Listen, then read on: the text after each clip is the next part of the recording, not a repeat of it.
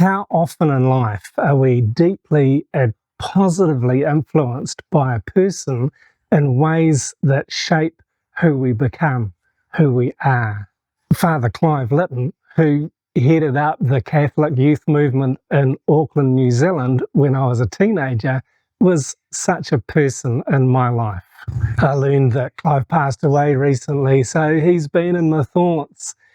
I'm remembering a very kind and loving man who led a community, led a youth movement of young people with a focus on spirituality, but also practical understanding of who we were as young people, really paying attention to our emotional well-being and teaching us to be accepting of others emotionally and spiritually and practically as well. And this was a real strengthening, spiritual, faith-building time in my life.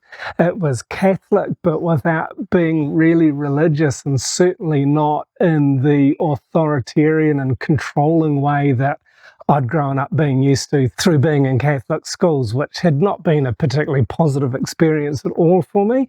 And so this was an incredible contrast that really helped transform who I was. And I remember Clive as a man who was a very gentle man. He was friendly, he was caring, he was very intentionally loving and affirming of others. Clive loved to garden, and he was a very serious and orderly man, but he had a wonderful sense of humour as well. And Clive and his team would run youth retreats out at a centre called non-authoritarian, which was in West Auckland, and frequently I would join other young people out there to learn more about spirituality, learn more about communication and connection and friendship with other people. And it was a fantastic time as a teenager. We'd go out to non-authoritarian for weekends. Sometimes it'd be a manual weekend. Every Labour weekend, we'd join together and help do the gardening and do some fixing up around the property there. Other times we'd get involved in the folk festival. The Auckland Folk Festival was held there for a number of years, and so we would go and volunteer and enjoy helping out in the kitchen and just help run the folk festival and enjoy the music.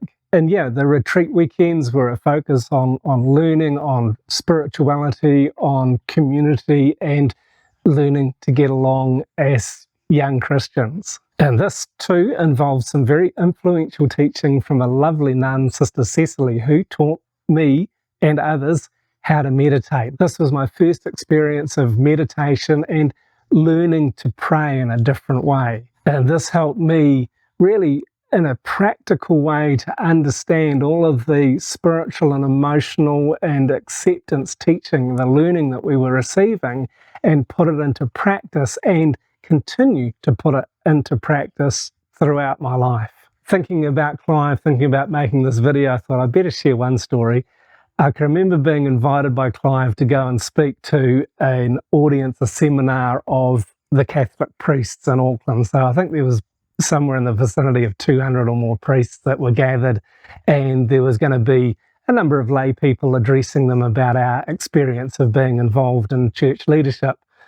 I was representing the youth, there was others there, and I was just as nervous as anything. I was very shy as a teenager, and I doubt that I'd ever spoken publicly in front of a group of people like that, except for maybe with my peers, my teenage friends. And so I was reluctant to accept, but Clive and the team were really encouraging. They wanted me to do it. So I thought, okay, this is going to be a good opportunity to really try something different. And I can remember being there on the day and being really nervous, really uncertain about myself. I'd prepared something to say, and I was talking with some of the others there. And I can remember the guy that went to speak before me. He was a Fijian man who was talking about his experience of being a Pacific Islander in the church in Auckland. And he too was nervous. He too was quite uncertain about himself and speaking in front of so many church leaders. But he got up to that podium and he shared his message with such a boldness and a certainty. And I can remember thinking, I've got to do the same. I've got to follow this man's example. And so I did, and it worked. I got up, I spoke boldly, and I received great affirmation, a great ovation afterwards, and it was such a good feeling. It was such a cool thing. And then as we left, Clive was taking me back to the bus stop, I guess. We were going across the old Grafton Bridge in Auckland. And Clive was a guy that liked to make eye contact when he was talking, especially if he was saying something serious and affirming to you.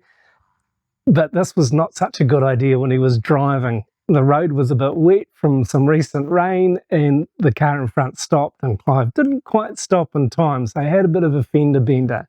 But I can remember him being even positive about this and getting out and speaking gently and kindly to the driver, so just really avoided any harsh conflict.